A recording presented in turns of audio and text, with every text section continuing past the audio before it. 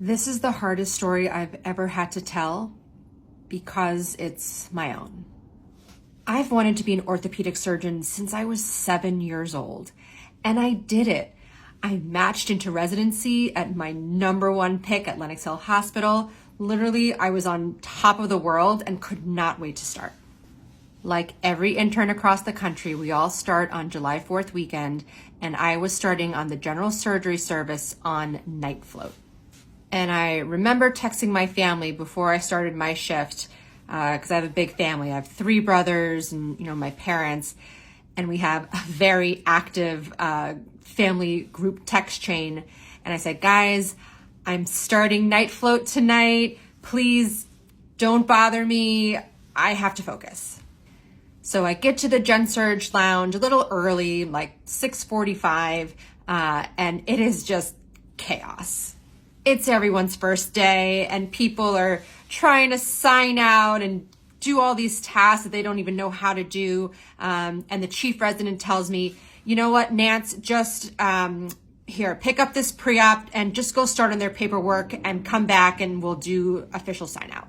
So I go to the nurse's station and I lay out the paperwork, and I'm about to start kind of looking up all the labs and, mark the chest x-ray, EKG that this patient has done so they're able to do surgery. And I get a ring on my phone. And I look, and it's my mom. I'm like, oh my gosh, I just told everyone I'm starting work. And so I just let it go, straight to voicemail. 5 seconds later, I get another call from mom. Like, oh my God. So I pick it up. I go, Mom, I'm at work. What's going on? And she says calmly, it's Kevin, who's my middle brother. She says, he was in an accident. He dove into the pool and he hit his head, and now they're taking him to the hospital.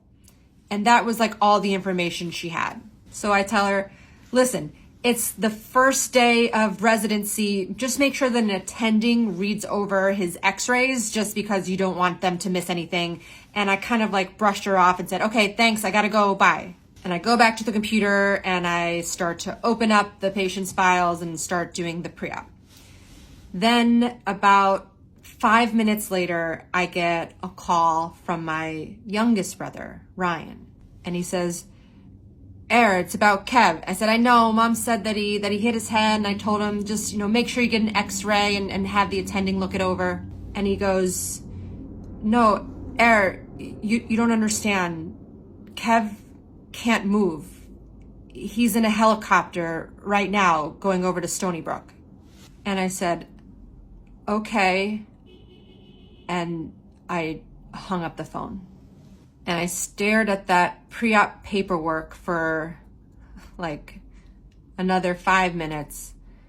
And I got up from the nurse's station and I walked back into the surgery lounge where the same chaos was going on. No one had left. Everyone is shouting, furiously typing on the computer. And I walk into the middle of the lounge and I face the chief resident and I look at him and I say, I'm so sorry, I can't do this pre-op. And he looks at me and is like, what's the matter? And I look at him, tears welling up in my eyes, and I say, I think my brother is paralyzed. And I drop down on my knees and all the papers go splattering across the floor. And now the lounge is drop dead silent and everyone is looking at me. And I'm in shock. I can't move. I can't say anything. And one of the senior residents, she physically picks me up and she takes my phone, calls my husband, tells him that she's putting me in a cab home, and to meet me outside. And all the events afterwards are pretty blurry, but somehow my husband procured a car and we drove out the hour and a half out to Stony Brook Hospital, where Kevin was airlifted to. And Kevin was at Duke University, a Division I athlete, had ran for Team USA, a truly phenomenal athlete, and the last person I could imagine that would be able to live life as a quadriplegic. And I remember walking into that ER waiting room, and it was filled with his friends who had been with him in the Hamptons when he dove into this pool and accidentally hit his head.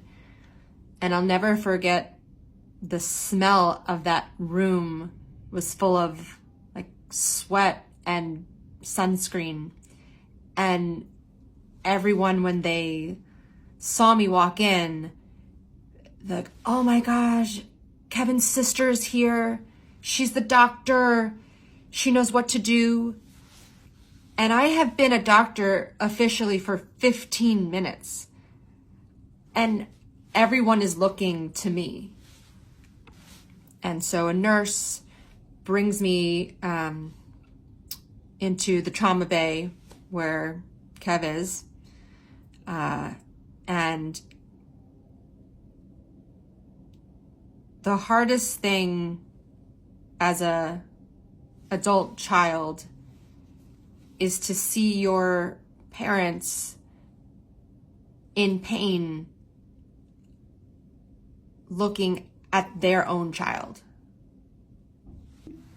And he was laying there, arms propped up on the pillows, the neck brace, all of the tubes. You know, it's a horrible scene for anyone who has to see a loved one who's been in a severe accident. And I gave my parents a hug, and I tapped Kev on the head, and I told him that he was going to be my first patient, and that my night shift starts now.